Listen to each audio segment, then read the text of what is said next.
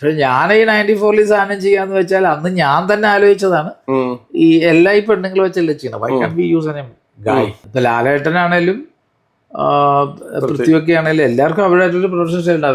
അവരെല്ലാം നമ്മൾ ഈ മറ്റുള്ള എനിക്ക് തോന്നിയിരിക്കണം മറ്റുള്ള ആർട്ടിസ്റ്റിനെ പോലെ അല്ല. ഈ മറ്റുള്ള സ്കൈ ഡൈവിനെ കുറിച്ചൊക്കെ സംസാരിക്കണേ ഉള്ളൂ, ആൾക്കാരെ അറിയണതേ ഉള്ളൂ. ആ സമയത്ത് ഒരു ആഡിന് വേണ്ടി ഞാൻ ഒരു പെണ്ണിനെ റിയൽ സ്കൈ ഡൈവ് ചെയ്യിപ്പിച്ചു. ലോകത്ത് തന്നെ നടക്കുന്ന ആഡുകളുടെ 30-40% ഡംപ് ചെയ്യാറുണ്ട്, അറിയാമോ? അതിന് പേയ്മെന്റ് ഒക്കെ തരും, അവർ കാണിക്കില്ല. അത് ഒരു ഫോട്ടോഗ്രാഫർ ആണെങ്കിൽ അവൻ്റെ ഒരു ഫോട്ടോ കണ്ടാൽ അറിയാം അവൻ്റെ ഉള്ളിൽ എന്തെങ്കിലും ഉണ്ടോ. അതുപോലെ ഒരാൾ ചെയ്തൊരു കമ്പോസിഷൻ കേൾക്കുമ്പോൾ അറിയാം അവൻ എന്തൊക്കെയോ ഉണ്ട് ഉള്ളിൽ.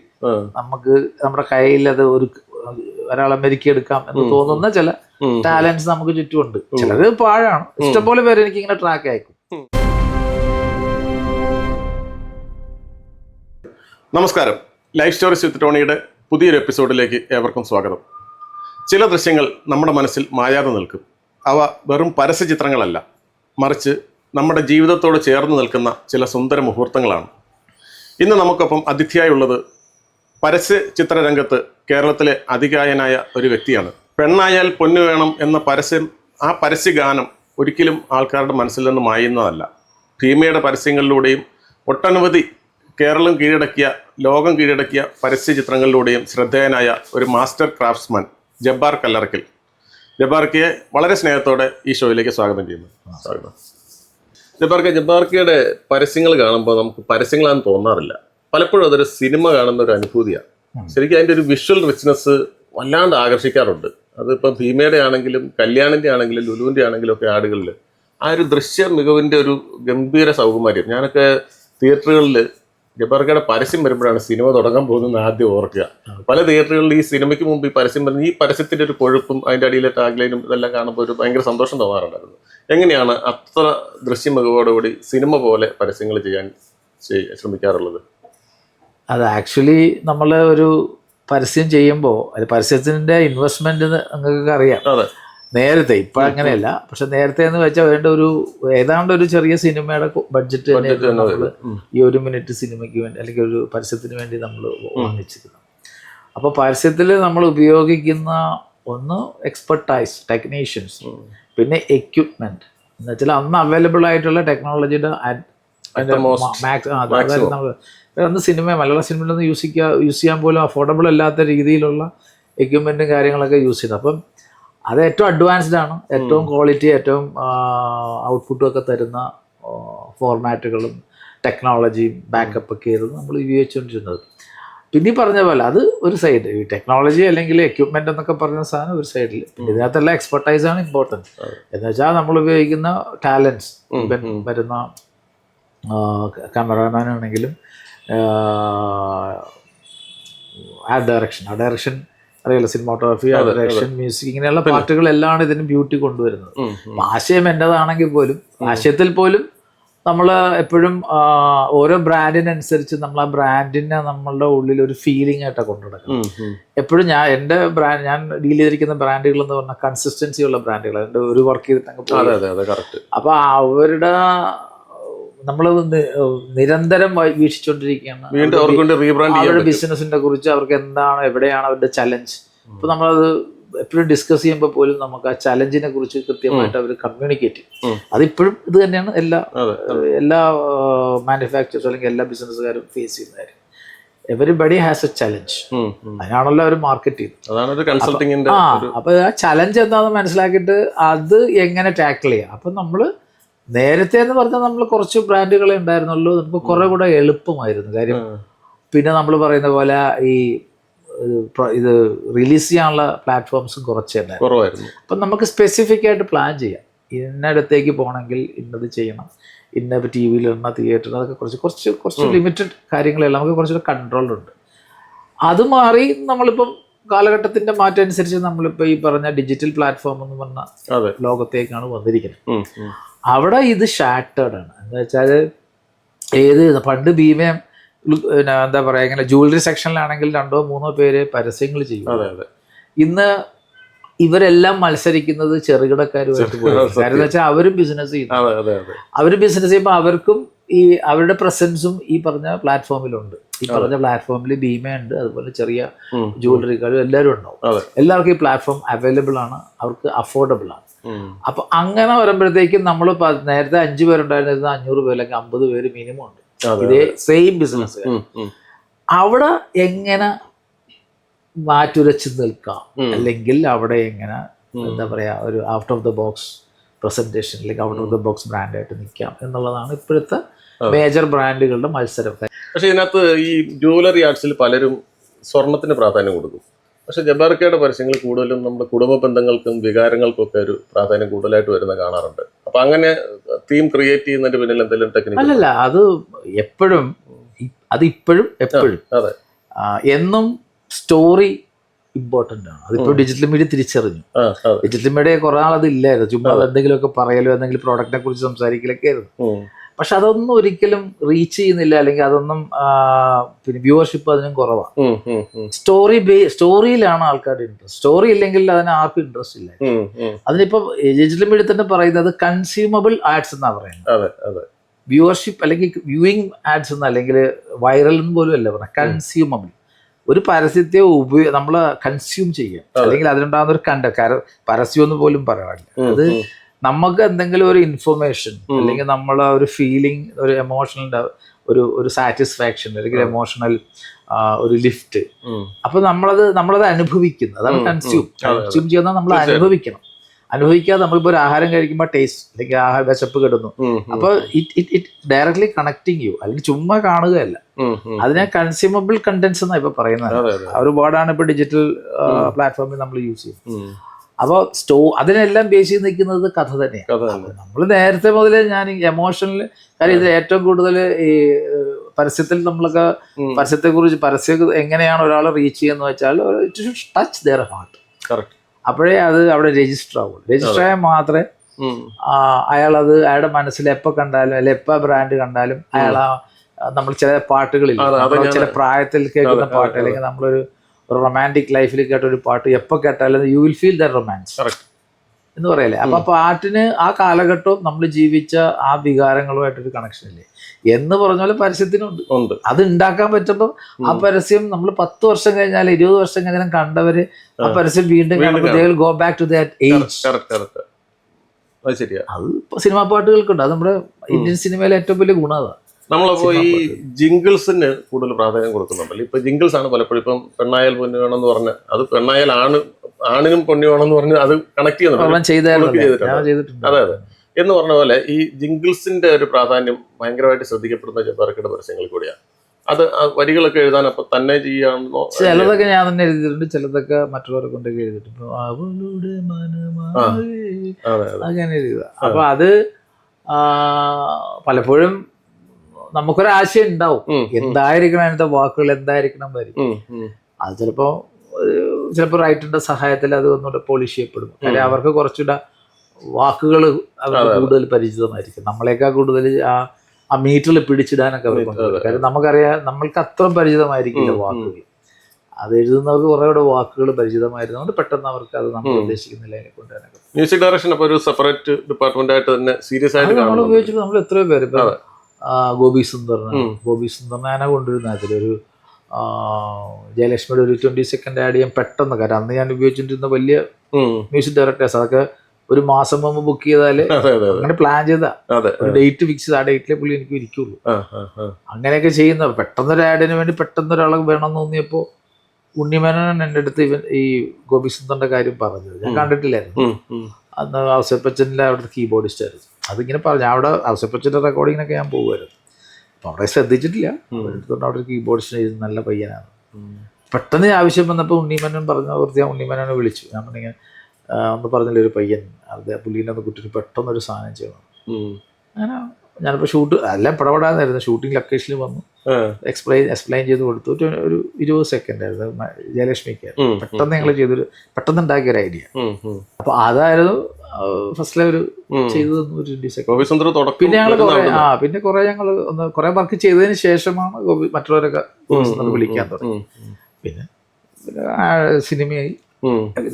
പിന്നെയാണ് ഇപ്പൊ കൈലാസ് മേനൻ അതുപോലെ വന്നത്. അതെ അതെ അതെ അതെ. ഇതുപോലെ ഒരു ക്രിട്ടിക്കൽ സിറ്റുവേഷനിലാണ് നമ്മളിങ്ങനെ പുതിയ ആൾക്കാരെ പിടിക്കുന്നത്. അതെ. കാരണം പഴയ ആൾക്കാരെ നമുക്ക് ഒന്നെങ്കിലും അഫോർഡ് ചെയ്യാൻ പറ്റില്ല, അല്ലെങ്കിൽ അവരുടെ നമ്മുടെ ടൈം അവൈലബിലിറ്റി ഇഷ്യൂ വരും.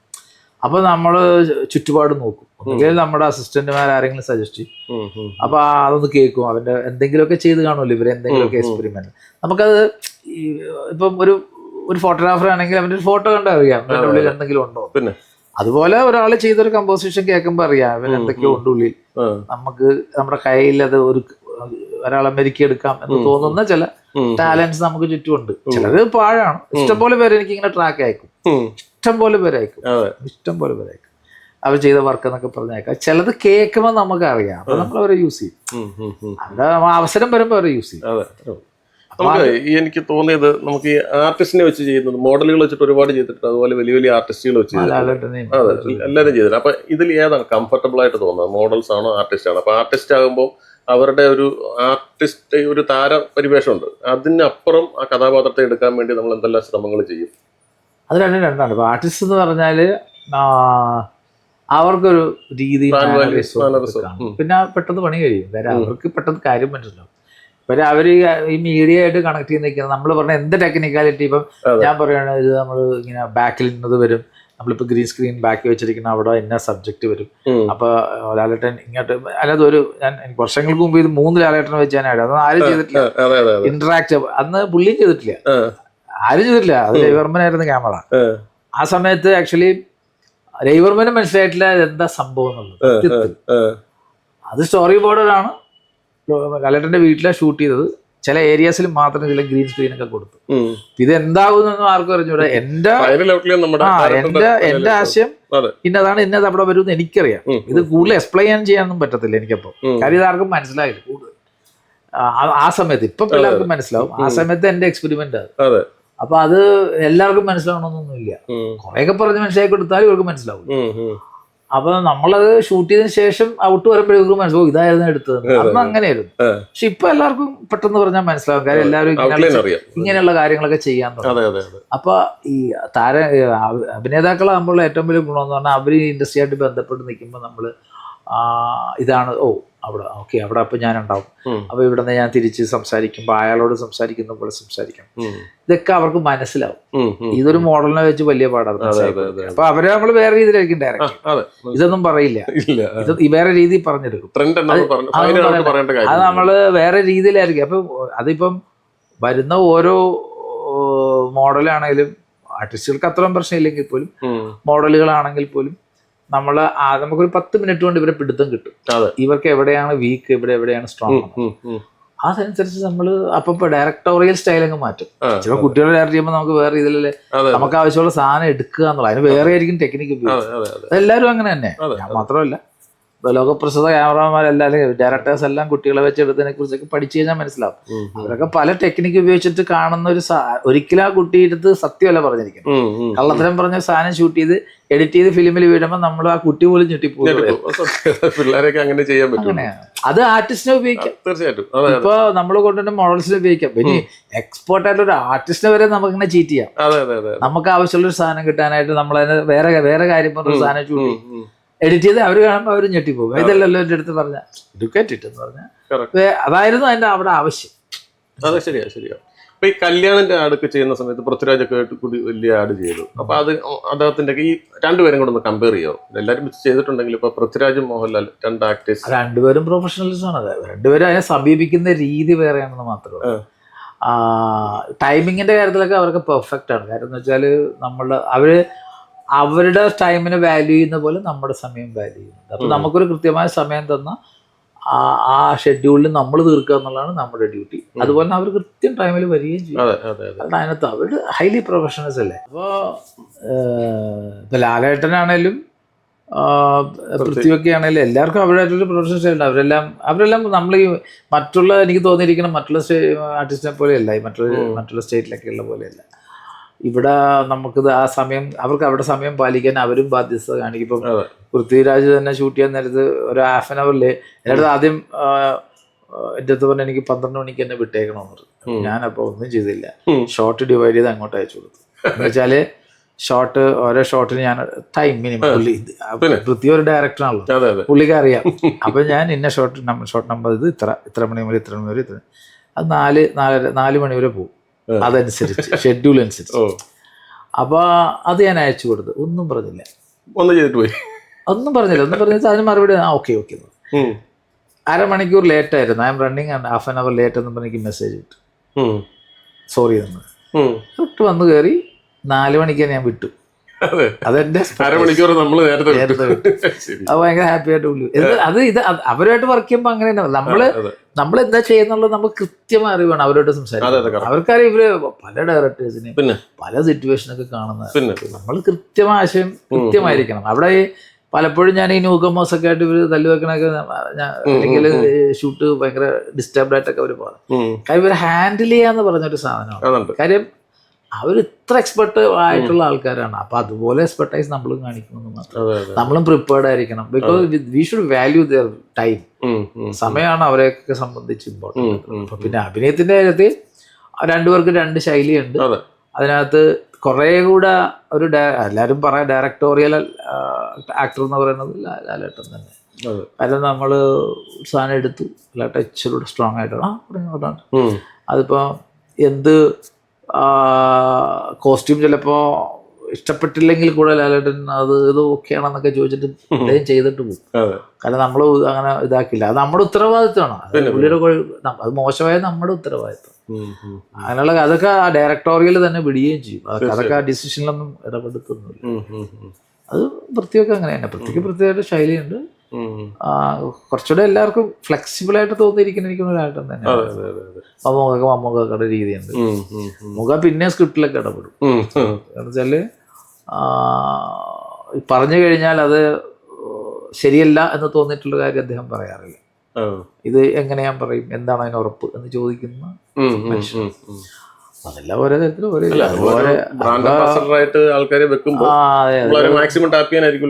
അതെ അതെ. അമിതാഭ് ബച്ചനും അങ്ങനെ പുള്ളി ലൈനൊക്കെ മാറ്റി.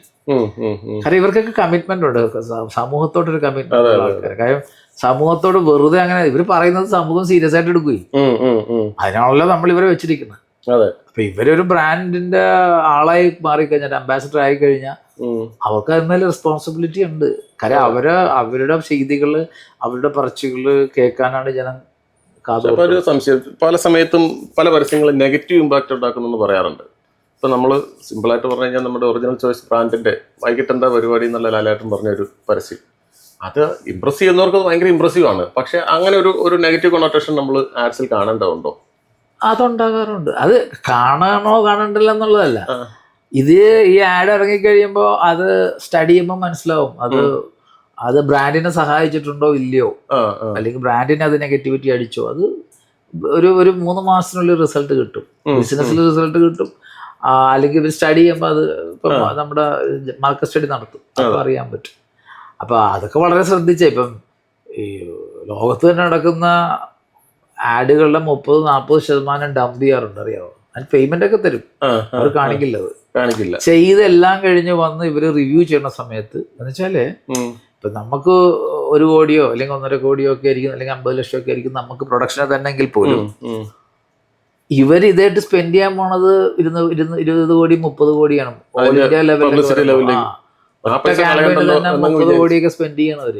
അപ്പൊ അതിന്റെ മുമ്പിൽ ഈ 1 കോടിയൊന്നും ഒന്നുമില്ല. അപ്പൊ ഈ 30 കോടി ഇതുമേ വേസ്റ്റ് ചെയ്യണം എന്നുള്ളതാണ്. അപ്പൊ അവർക്ക് ഇത് ചെയ്ത് പറഞ്ഞപ്പോ രസം തോന്നി കാണും, പക്ഷെ ചെയ്ത ഔട്ട്പുട്ട് കാണുമ്പോ ഇതടിക്കൂ എന്നൊരു സംശയം വന്നാൽ ഡംപ് ചെയ്ത്. അനുഭവങ്ങൾ ഉണ്ടായിട്ടുണ്ടോ? എനിക്ക് എന്റെ ഇതുവരെ ഉണ്ടായിട്ടില്ല. പക്ഷെ നമ്മുടെ ഇഷ്ടംപോലെ ആൾക്കാർക്ക്, നമ്മുടെ ഫെലോ ഫിലിം മേക്കേഴ്സിന് കാണാത്ത ഇഷ്ടം ആടുകൾ. എന്റെ ഒരാടാ മറ്റും കംപ്ലീറ്റ് ചെയ്യാണ്ട് അത് ഫണ്ടിന്റെ ഇഷ്യൂ ഒക്കെ വന്നിട്ട് അങ്ങനെ കിടന്നിട്ടുണ്ട്. അതൊക്കെ എൻ്റെ ഒരു അനുഭവം. അല്ലാതെ ഫണ്ടിനെന്ന് വെച്ചാൽ ഈ ഇറങ്ങി പുറപ്പെട്ട് വർക്കൊക്കെ കഴിയാറായപ്പോൾ അവർക്ക് എന്തോ ഫൈനാൻഷ്യൽ ഇഷ്യൂ ഒക്കെ വന്നിട്ട് അതോടെ സ്റ്റോപ്പ് ചെയ്ത്. അങ്ങനെ ശോഭയുടെ ഒരു വർക്ക് അങ്ങനെ വന്നിട്ടുണ്ട്. ശോഭ പെട്ടെന്നൊരു ഫോള് വന്നില്ല, ഒരു ഫൈനാൻഷ്യൽ ഫോളൊക്കെ വന്ന സമയത്ത് ദുബായിലൊക്കെ ഷൂട്ട് നടന്നുകൊണ്ടിരിക്കുകയായിരുന്നു. എനിക്ക് നഷ്ടമൊന്നുമില്ല, ഒരു അഡ്വാൻസ് ഒക്കെ വാങ്ങിച്ചിട്ടാണ് നമ്മൾ ചെയ്തുകൊണ്ടിരുന്നത്. പക്ഷെ അതങ്ങനെ മുന്നോട്ട് പോകാതെ പിന്നെ അതിന് ശേഷം അവർ റിവൈവ് ചെയ്ത് ബാക്ക് തിരിച്ചു വന്നു. ഇപ്പോൾ ഒരു ഫുൾ റണ്ണിങ്ങിലാണ്. അങ്ങനെയൊക്കെ ഒത്തിരി ഈ ഇപ്പൊ നമ്മൾ അനുഭവിക്കുന്നത് അത് തന്നെ. ഇപ്പൊ നമ്മൾ ഒരു ഫൈനാൻഷ്യൽ ഫോളോ വരുന്ന സമയത്ത് നമ്മളെയൊക്കെ ശരിക്കും ബാധിക്കും. എനിക്ക് വേറൊരു സംശയം ചോദിക്കാനുള്ളത്, നമ്മളിപ്പം ഈ അടുത്ത കാലത്ത് ഏറ്റവും കൂടുതൽ ശ്രദ്ധിക്കപ്പെട്ട ആഡ് ലാലേട്ടൻ തന്നെ വിസ്മയ ആഡിന്റെ ട്രാൻസ്ഫോർമ ചെയ്ത ആഡ് സ്വർണ്ണം ഇട്ട് വന്നത്. പക്ഷെ ഈ ആഡിന്റെ ടൈമിങ് മാറിയെന്ന് എപ്പോഴെങ്കിലും ഇപ്പൊ ചിന്തിക്കാൻ പറ്റുന്നുണ്ടോ? ഞാനിത് ആക്ച്വലി 94 ചെയ്ത പരസ്യം. അതെ അതെ, അതാ ഞാൻ അത് ആക്ച്വലി നമ്മള് ആണിനെ വെച്ച് തന്നെ ആണിനെ വെച്ച് ഞാൻ ചെയ്ത. അന്ന് ഞാൻ തിങ്ക് ചെയ്ത് വേറെ എന്തിനാണിനെ വെച്ച് ചെയ്തെന്ന് ചോദിച്ചാൽ ഇത് തന്നെ ഞാൻ ചിന്തിച്ചു ചെയ്യല്ല. ഇതിപ്പോ ഇവര് തിങ്ക് ചെയ്തതിന്റെ ലൈൻ വേറെ ആയിരിക്കും. കാര്യം ലാലേട്ടനെ വെച്ച് ചെയ്യുമ്പോൾ ലാലേട്ടനെ കൊണ്ട് എന്തുകൊണ്ട് ലാലേട്ടനാണല്ലോ മെയിൻ. ലാലേട്ടൻ സീനിൽ വന്നു കഴിഞ്ഞു. അപ്പൊ വന്നു കഴിഞ്ഞ ശരിക്കും ലാലേട്ടന് ജുവലറി ഇട്ട് കാണിച്ചാൽ എങ്ങനെ ഇരിക്കും ചിന്തിച്ച് കാണാം. അതിൽ നിന്ന് വന്നതായിരിക്കാം. പക്ഷെ അത് പ്രൊഡക്റ്റ് വന്നിട്ടുണ്ടോ എന്നുള്ളൊരു സംശയം ഇതുവരെ അത്ര അല്ലല്ല. അത് അതിനകത്തുള്ള എന്താ പറയാ ബ്രാൻഡിങ് കണക്ടിവിറ്റിയുടെ ഇഷ്യൂ ആണ്. അതാ ഞാൻ ചോദിച്ചത്. അതെപ്പോഴും ഒരു സ്റ്റാർ നിന്ന് കഴിഞ്ഞാൽ സ്റ്റാറിലേക്ക് അട്രാക്ഷൻ പോകും. പക്ഷെ അത് സ്റ്റാറിലൂടെ നമ്മുടെ ബ്രാൻഡിലോട്ട് കണക്ഷൻ കിട്ടിയില്ലെങ്കിൽ അവിടെ ഫെയിലിയർ ആയി പോകും. മനസ്സിലായി? അത് അവർ ചെറിയൊരു ഫെയിലിയർ അതിനകത്ത് ഉണ്ടെന്നാണ് എന്റെ ഒരു കാര്യം. പിന്നീട് ആഡ് ഇറങ്ങിയ സമയത്ത് ആർക്കും ആഡ് കണ്ടു ആൾക്കാർ അത് എൻജോയ് ചെയ്തെങ്കിൽ പോലും ഏതാണ് ബ്രാൻഡ് എന്ന് അറിയാൻ മേല സിറ്റുവേഷൻ അപ്പൊ ഉണ്ടായിരുന്നു. പക്ഷെ അത് കവർ ചെയ്തു. അത് കഴിഞ്ഞപ്പോ ആരും അന്വേഷിക്കുമല്ലോ, കണക്ട് ആയി. ഇറങ്ങിയ സമയത്ത് ഇത് മിസ്ഫയർ ആയോ എന്നൊരു ഡിസ്കഷൻ ഉണ്ടായിരുന്നു. അതാ ഞാൻ ചിന്തിച്ചത്. അപ്പൊ ഞാൻ ഈ 94 സാധനം ചെയ്യാന്ന് വെച്ചാൽ അന്ന് ഞാൻ തന്നെ ആലോചിച്ചതാണ്. ഈ എല്ലാ ഈ പെണ്ണുങ്ങൾ വെച്ചല്ലേ ചെയ്യണം. Why can be use a guy എന്ന്. അത് ആരുമില്ല, ഞാൻ തന്നെ ഒരു മോഡൽ. കാര്യം ഇത് തന്നെയല്ല ഞാൻ ചെയ്തോണ്ടിരിക്കുന്നത്. ആ സമയത്ത് എല്ലാ ഗോൾഡ് ബ്രാൻഡ് ഞാനാ ചെയ്തോണ്ടിരിക്കുന്നത്. അപ്പൊ എന്തുകൊണ്ട് ഒരു ഇങ്ങനെ ചിന്തിച്ചാലോ. അപ്പൊ ഞാനൊരു കോൺസെപ്റ്റ് എഴുതി. കോൺസെപ്റ്റ് അന്ന് ചെറിയ ക്ലൈന്റ്, അത് ഒറ്റ ജ്വല്ലറി ഉള്ള ക്ലൈന്റ്. അവർ അപ്രൂവ് ചെയ്താണ് എനിക്ക് ഇപ്പോഴും ഇന്നും അത്ഭുതം. സാധാരണ അന്നത് അപ്രൂവ് ചെയ്യില്ല. അവരെല്ലാരും വെഡിങ് അത് നല്ല പൊലിച്ചു അങ്ങനെയുള്ള സമയത്ത് ഞാൻ ഈ കോൺസെപ്റ്റ് പറഞ്ഞപ്പോൾ അത് അപ്രൂവ് ചെയ്തു എന്നുള്ളത് എനിക്ക് ഇപ്പോഴും ആ റെസ്പെക്ട്. അപ്പൊ അത് നമ്മളത് ചെയ്യുന്നത് അന്ന് ഭയങ്കര ഹിറ്റായിരുന്നു. കാര്യം ഭയങ്കര രസമായിട്ട് മ്യൂസിക്കലായിരുന്നു. ആ സമയത്ത് നല്ല രസമായിട്ട് പോയ അങ്ങനെ ഇഷ്ടം പോലെ പരീക്ഷ ആക്ച്വലി എന്നെ സംബന്ധിച്ച് എന്റെ ഓരോ വർക്കും ഞാൻ പരീക്ഷണം ഇപ്പോഴല്ല, ആ സമയത്ത് എല്ലാ എക്സ്പെരിമെന്റ് ആയിരുന്നു. കാര്യം ടെക്നിക്കൽ എക്സ്പെരിമെന്റ് ആയിരിക്കാം, എമോഷണൽ എക്സ്പെരിമെന്റ് ആയിരിക്കാം, എല്ലാം ആ ഫ്രീഡം എനിക്ക് കിട്ടിയിരുന്നു. ഒക്കെ എനിക്ക് ആ ഫ്രീഡം തന്നു. എൻ്റെ അടുത്ത് കഥ ഞാൻ ഇങ്ങനെ പറയത്തേ ഉള്ളൂ, അത്രേ ഉള്ളൂ. അതിങ്ങനെ പറയത്തില്ല ഓക്കെ ഓക്കെ. കാരണം ഔട്ട്പുട്ട് കണ്ടിട്ട് നമുക്ക് കൈ തരും, കാണിച്ചു കഴിയുമ്പോൾ കൈ തരും. അപ്പൊ അത് നമ്മുടെ ഉത്തരവാദിത്തം. മനസ്സിലായി? അത് അങ്ങനെ ആവുക എന്നുള്ളത് നമ്മുടെ ഉത്തരവാദിത്തം. അപ്പൊ അതിന് ഉത്തരവാദിത്വം കൂടുകയാണ്. നമ്മള് തന്നെ അതിന്റെ എല്ലാ വശവും, അതിനകത്തൊന്നും ഒരു കോംപ്രമൈസും ഇല്ല. എല്ലാ വശവും നന്നാകാൻ വേണ്ടി നമ്മൾ എന്തൊക്കെ ചെയ്യാൻ പറ്റും അതൊക്കെ ചെയ്യും. ഇപ്പൊ ഒരു ഭീമയുടെ ആഡിനാണോ സ്കൈ ഡൈവിനെ കുറിച്ചൊക്കെ ഞാനിപ്പോ പോസ്റ്റ് ചെയ്തിട്ടുണ്ട്. സ്കൈ ഡൈവിനെ കുറിച്ചൊക്കെ സംസാരിക്കണേ ഉള്ളൂ, ആൾക്കാരെ അറിയണതേ ഉള്ളൂ.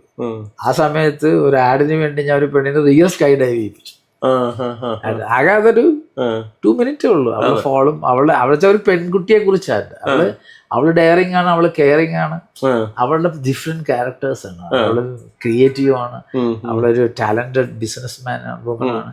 ഇങ്ങനെ പല പല പല എലമെന്റുകളാണ് നമ്മൾ കാണിക്കുന്നത് ഒരു പെണ്ണിനെ തന്നെ.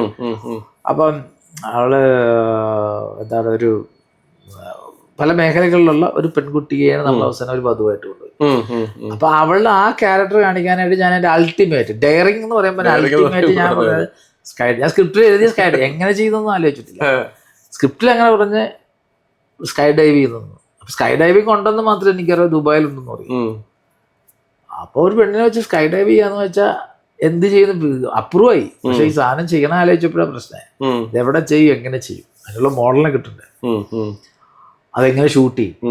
ഇപ്പൊ പിന്നെ അതൊക്കെ അങ്ങനെ ചിന്തിക്കരുത് നമ്മള്. എന്നാലും നമ്മൾ എന്തെങ്കിലുമൊക്കെ ചലഞ്ചായിട്ട് എടുത്ത് നമ്മളതിന് വഴി കണ്ടെത്തും. മനസ്സിലായി? പലപ്പോഴും ഞാൻ എക്യുപ്മെന്റ് വാങ്ങിക്കും, 3 ലക്ഷം കൊടുത്ത് ഞാൻ വാങ്ങിക്കും ഒരു ഷോട്ടിന് വേണ്ടി. അങ്ങനെ ഇവിടെ കുറെ സാധനം ഇരിപ്പുണ്ട്.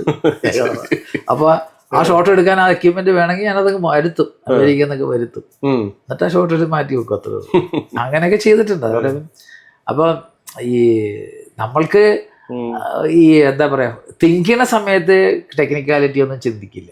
തിങ്ക് ചെയ്യുമ്പോൾ ആ വിഷ്വൽ മാത്രമല്ല, ഇങ്ങനെ വരുമ്പോ എങ്ങനെയാ ഭയങ്കര ത്രില്ലിംഗ് ആയിരിക്കും. പിന്നെയാണ് നമ്മളിത് ആലോചിക്കുമ്പോൾ ആ ഡയറക്ടറായിട്ട് ആലോചിക്കുമ്പോൾ ആ ഡയറക്ടർ ഒരു വഴി പറയും, ക്യാമറമാൻ ഒരു വഴി പറയും, നമുക്ക് അങ്ങനെ എടുക്കാം ഇങ്ങനെ ചെയ്യാം. പക്ഷെ ഇതൊന്നും ചിലപ്പോൾ പ്രാക്ടിക്കൽ ആകില്ല. അതിനേക്കാൾ ഈസി ആയിട്ടൊരു വേറൊരു വഴി കാണും. അങ്ങനെ ഞാനതൊന്നും എടുത്തത്. ഡൽഹിയിലായിരുന്നു എടുത്തത്. ആക്ച്വലി ഞാൻ ഇത് ആദ്യം ഡിസ്കസ് ചെയ്യുന്നത് സാബു സുറുലുമായിട്ടാണ്. പുള്ളി ഹൈദരാബാദ്. അതൊരു വീക്കെൻഡ് സാബു പറഞ്ഞാൽ നമുക്കത് അവിടെ സെറ്റ് ഇട്ട് ഷൂട്ട് ചെയ്യാം, ഗ്രീൻ സ്ക്രീനിൽ എടുക്കാനുള്ള ഫോളൊക്കെ, അങ്ങനെ പല എലമെന്റ് ഒക്കെ പ്ലാൻ ചെയ്യും. കോസ്റ്റ് വർക്കൗട്ട് ചെയ്തപ്പോൾ ഭയങ്കര കോസ്റ്റാണ്. അപ്പൊ ഞാൻ വിചാരിച്ചു ഈ കുട്ടിയായിട്ട് ഞാൻ ദുബായിൽ പോയ ക്യാമറ സെറ്റപ്പ് എനിക്ക് അവിടെ നിന്ന് എടുക്കാം, ടീമാണ് ദുബായിൽ, അപ്പൊ അവിടെ വെച്ചെടുക്കാന്ന് വെച്ചു. അപ്പോഴാണ് ഞാൻ ഡൽഹിയിൽ സ്കൈ ഡൈവ് ഒരു സ്ഥലത്ത് ചെയ്യുന്നുണ്ട്. അവരുമായിട്ട് കോണ്ടാക്ട് ചെയ്തപ്പോൾ അവര് അതിനൊരു ഫീസ് വെച്ചു. അപ്പോൾ കാര്യം അതിനൊപ്പം ഒരു ക്യാമറമാൻ ചാടണം, അതിൽ 2-3 ക്യാമറ ഫിക്സ് ചെയ്യണം, അങ്ങനെ കുറെ പേരുന്നു. 5 ക്യാമറയാണ് ഒറ്റ ജമ്പാണ്. അപ്പോൾ അത് മിനിമം 2 ജമ്പ് ബുക്ക് ചെയ്യണം. പക്ഷെ ഒറ്റ ജമ്പ് നമുക്ക് കിട്ടി. അപ്പൊ അത് അങ്ങനെ പ്ലാൻ ചെയ്ത് തന്ന എടുത്തത്. അപ്പൊ ഇത് നമ്മൾ ഓരോ കാര്യം ചെയ്യുമ്പോൾ ഇതുപോലെ ഓരോരോ സിറ്റുവേഷൻ ഒക്കെ എടുത്തപ്പോ ഒരു വെള്ളത്തിന്റെ കാര്യം അത് പറയാം. Where the world comes to shop, അത്ര ഗംഭീരമായിട്ടൊരു ടാഗ് ലൈനും ഒക്കെ കൊണ്ടുവന്നിട്ട് അത് ചെയ്യുമ്പോൾ അതിനൊരു വലിയൊരു ഫ്രീഡം ലുലുവിന്റെ ഭാഗത്തുനിന്ന് തന്നിട്ടുണ്ടാവില്ല. കാരണം വെച്ചാൽ ലുലുവിന്റെ ആദ്യത്തെ മാളാണ് സൈസിൽ നടക്കുന്നത്. അതിന് മുമ്പൊക്കെ അവർക്ക് ഡിപ്പാർട്ട്മെന്റ് സ്റ്റോർ. അത് ചെയ്യുന്ന സമയത്ത് അഷ്റഫ് ഭായി തന്നെ എവിടെന്നോ നമ്പർ കിട്ടിയിട്ട് തന്നെ കൊച്ചി വിളിക്കുക, ഞങ്ങളിങ്ങനെ മാള് തുടങ്ങിയാണ്. അതിന് മുമ്പ് ദുബായ് ഞാൻ പോയില്ലോണ്ട് ഇവിടെ ഒന്നും മാളൊന്നും ഇല്ല. അപ്പൊ മാളെന്താന്ന് എനിക്കറിയാം. ചെറിയ മാളെന്ന് പറയുന്നത് അത് ചെറിയ, ഇന്നത് ചെറുതാണ് അത്. അപ്പൊ ഞങ്ങൾ സ്വന്തമായിട്ടൊരു ഞങ്ങളുടെ സ്വന്തം മാള് വരികയാണ്, അപ്പൊ ഞങ്ങൾക്ക് ഫിലിം ചെയ്യണം എന്ന് പറഞ്ഞു. അപ്പോൾ അദ്ദേഹം വന്ന സമയത്ത് നമുക്ക് മീറ്റ് ചെയ്യാന്ന് പറഞ്ഞ് ഞങ്ങൾ മീറ്റ് ചെയ്ത് എക്സ്പ്ലെയിൻ ചെയ്തു. ഞാൻ മാളെന്നെ കാണാൻ വേണ്ടി ഞാനൊന്ന് പോയി എക്സ്പ്ലെയിൻ ചെയ്തു. എന്നിട്ട് അപ്പൊ നമുക്കുണ്ടാകുന്ന ഒരു ആശയം എന്ന് വെച്ചാൽ നമുക്ക് ദുബായിയെ കുറിച്ചൊരു ആശയമുണ്ട്. ദുബായിയെ കുറിച്ചുള്ള ആശയം എന്ന് വെച്ചാൽ ദുബായിൽ ലോകത്തിന്റെ എല്ലാ ഭാഗത്തുനിന്ന് ആൾക്കാർ വന്ന് താമസിച്ച് ജോലി ചെയ്യുന്ന സ്ഥലമാണ് ദുബായ്. അതുപോലെ സ്ഥലം വേറെ എവിടെയില്ല. അത്രയ്ക്ക് എന്താണ് മൾട്ടിനാഷണൽസ് ഒരു ഫ്യൂഷൻ ഉള്ള സ്ഥലം, കൾച്ചറിന്റെ ഒരു ഫ്യൂഷൻ ഉള്ള സ്ഥലമാണ്, വേറെ എവിടെ ഇല്ലെന്നായിരിക്കും. അപ്പൊ അത്രയ്ക്ക് ഇമ്പോർട്ടന്റ് ആണ് ദുബായിയുടെ ആ ഒരു ഫീൽ. അതാണ് ഞാൻ ക്യാരി ചെയ്തത്. വേർ ദ വേൾഡ്, അതിനപ്പുറം ഒന്നും ഇല്ല പറയാൻ. ആ സ്ക്രിപ്റ്റ് എഴുതുമ്പോ നമ്മൾ ഉണ്ടാക്കിയ ലൈനാണ് ആ കോൺസെപ്റ്റ് അതായിരുന്നു. Where the world come to show. എന്റെ ഐഡിയ അതിൽ നിന്നാ തുടങ്ങണം. ലോകം ജോലി ചെയ്യുന്ന സ്ഥലമാണ് ദുബായ്, ലോകം പർച്ചേസ് ചെയ്യുന്നത്. പക്ഷെ അപ്പൊ നമ്മൾ ഇത്രയും വലിയ സംഭവം ഒന്നും എനിക്ക് അറിഞ്ഞൂടാ. ഇങ്ങനെ ഇത്രയും ആളുകൾ ഈ ലെവലിലേക്ക് എത്തുന്ന ഒരു ഐഡിയ ഒന്നും എനിക്കില്ല. പക്ഷെ അതിപ്പോ എഫക്റ്റീവായി. ഇപ്പൊ അതിനൊരു നമ്മൾ പറയുമ്പോ അതിനെ കുറിച്ചൊരു ഗ്ലോബൽ വിഷൻ ഉണ്ട്. അല്ല അത് വലിയ തിങ്കിങ് ആയിരുന്നു. അല്ല അതിന് ഇപ്പൊ അതിന് ഭയങ്കര എഫക്റ്റാണ്. പക്ഷെ അതൊന്നും നമ്മൾ അറിയാതെ വന്ന് വീണതാണെങ്കിൽ പോലും ഇപ്പൊ അത് യാഥാർത്ഥ്യമായി പറയാം. അതിപ്പം ഞാൻ ഇവര് സാൻഫോർഡിന് വേണ്ടി ഒരു ലൈൻ ഉണ്ടാക്കിയിട്ടുണ്ട്. അതിപ്പോഴും അത് തന്നെ ഉപയോഗിക്കുന്നത്. Touching your life every day. കാര്യം അതിന്റെ ഇത്രയുള്ളൂ. നമ്മള് ക്ലയന്റുമായിട്ട് സംസാരിക്കുന്നു, പ്രോഡക്റ്റ് എന്താണെന്നറിയുന്നു, സർവീസ് എന്താണെന്നറിയുന്നു. അവർക്ക് എല്ലാ പ്രോഡക്ട്സും ഉണ്ട്, കിച്ചൺ ഹോം പ്രോഡക്ട്സ് എല്ലാം ഉണ്ട്. ഈവൻ TV, ഗിവി, ഇത് AC, കിച്ചണിലാണെങ്കിൽ എല്ലാ സാധനങ്ങളും. അപ്പൊ ഞാൻ അതാ പറഞ്ഞത്. കാര്യം നിങ്ങളുടെ വീട്ടില് നിങ്ങൾ എന്തെങ്കിലും ഒക്കെ കാണും. അപ്പൊ അവരുടെ product touching your life every day. Without that you can leave. This is what I. അതായിരുന്നു കമ്മ്യൂണിക്കേഷൻ. അപ്പൊ അതൊക്കെ സിമ്പിൾ ആയിട്ട് പറയാം, ഏറ്റവും സിമ്പിൾ ആയിട്ട് പറയാം. ഇതിനിടയ്ക്ക് എനിക്ക് തോന്നിയ ഒരു വിഷയം എന്ന് പറഞ്ഞാൽ നമ്മളിപ്പോൾ സിനിമകൾ ഭയങ്കരമായിട്ട് ശ്രദ്ധിക്കപ്പെടുന്നു. സിനിമയുടെ ഡയറക്ടേഴ്സും ഭയങ്കരമായിട്ട് ഗ്ലോറിഫൈ ചെയ്യപ്പെടുന്നുണ്ട്. ഒരു പരിധി ആവശ്യമാണ്. പക്ഷേ ഒരു ചെറിയ ബ്രാൻഡിനെ വലിയൊരു ബ്രാൻഡാക്കി മാറ്റുന്നതിൽ പരസ്യചിത്ര സംവിധായകന് വലിയ റോളാണുള്ളത് പലപ്പോഴും. പക്ഷെ അവരെ അറിയപ്പെടാതെ പോകുന്നു. അല്ല, അത് ഇൻഡസ്ട്രിയിൽ അറിയുന്നുണ്ടാകും, ബട്ട് സ്റ്റിൽ അതിന്റെ അതാ എന്താ പറയച്ചേ, അത് നമ്മൾ പറഞ്ഞിട്ടില്ലേ. ഇപ്പൊ ഞാൻ വേറൊരു കാര്യം പറയാം. ഇപ്പം ക്രിയേറ്റിവിറ്റിയെ വെച്ചൊരാളെ കാണുന്നതും എന്താ പറയാ ഗ്ലാമർ എന്ന് പറഞ്ഞില്ല. അത് വെച്ചാല് കൂടുതൽ ജനങ്ങളുമായിട്ട് കണക്ട് ചെയ്ത് പരിചിതമാകുന്ന മുഖങ്ങളും വ്യക്തികളും ആണ്. അതിന് 2-3 വഴിയുണ്ട്. ഇപ്പൊ ഞാൻ ഉദാഹരണം പറഞ്ഞ ഇൻഫ്ലുവൻസേഴ്സ് താരങ്ങളൊക്കെ കൂടുതൽ ഇപ്പൊ ഡിമാൻഡ് ഉണ്ട് ഇല്ലേ? എന്നാ നല്ല ഇൻഫ്ലുവൻസേഴ്സ് ഉണ്ട്. എന്നാൽ ഇതിൽ എനിക്ക് ബഹുഭൂരിപക്ഷം ഇൻഫ്ലുവൻസേഴ്സും സെൻസ്ലെസ് ആണ്. ക്രിയേറ്റിവിറ്റി എന്ന് പറഞ്ഞാൽ നമ്മളൊരു ഒരു കലാകാരൻ എന്നുള്ള രീതിയിൽ ബഹുമാനിക്കേണ്ട യാതൊരു ആവശ്യമില്ലാത്ത ബഹുഭൂരിപക്ഷം ഇൻഫ്ലുവൻസേഴ്സ് ഉണ്ട്. അവർക്ക് 40 മില്യൺ അല്ലെങ്കിൽ 4 million 5 million 15 million followers, they are making money. നമ്മളെക്കാൾ കൂടുതൽ പൈസ അത് കാലഘട്ടത്തിന്റെ മീഡിയ ഇടയിൽ ഒരു സംഭവം. അപ്പൊ സിനിമ, ഇനി വേറെ കാര്യം പറയാം. ഒരു എന്താ പറയാ, വലിയൊരു എഴുത്തുകാരനും ഒരു പൊട്ടപ്പടം ചെയ്ത ഒരാളും തുറന്നു പറയാം, വലിയൊരു എഴുത്തുകാരനും ഒരു പിന്നെ ഒരു വേദിയിൽ ഇരുത്തിയാൽ ഈ സിനിമാക്കാരനെ പിടിച്ച് മുമ്പ് ഇരുത്തുക, അറിയോ? അതാണ് കാലം. സിനിമക്ക് അത് സീരിയലിനില്ല. സിനിമയ്ക്ക് അങ്ങനത്തെ ഒരു ഗ്ലാമർ ഉണ്ട്, കണക്ടിവിറ്റി ഉണ്ട്. അതാണ് സിനിമയുടെ ശക്തിയും. അത് നമ്മൾ മനസ്സിലാക്കിയാൽ മതി. അപ്പൊ സിനിമക്ക് അങ്ങനെ ഒരു ശക്തി ഉണ്ട്. എന്തുകൊണ്ടാണ് നമ്മൾ സിനിമ ഇഷ്ടപ്പെടാൻ? അതിന് സൈക്കോളജിക്കൽ റീസൺ. കമ്മ്യൂണിക്കേഷൻ ഏറ്റവും പവർഫുൾ ആണ് സിനിമ. ഇപ്പൊ വായിക്കുക, കാണുക, എഴുതുക എന്നൊക്കെ, അല്ലെങ്കിൽ നമ്മൾ പുസ്തകം വായിക്കുമ്പോൾ കിട്ടുന്ന നമുക്ക് ഒത്തിരി ലിമിറ്റേഷൻസ് ഉണ്ട്. അതുപോലെ കേൾക്കുമ്പോഴും നമുക്ക് ലിമിറ്റേഷൻ. കണ്ടറിയുക എന്ന് പറഞ്ഞതിനാണ് എപ്പോഴും യാഥാർത്ഥ്യ ബോധം കൂടുതൽ. അതിൽ ഒരു സ്ഥലം അല്ലെങ്കിൽ ഒരു സാധനം കണ്ടറിയുക, അതാണ് കണ്ണിന്റെ ഏറ്റവും വലിയ ഗുണം. അതാണ് ദൃശ്യത്തിന്റെ.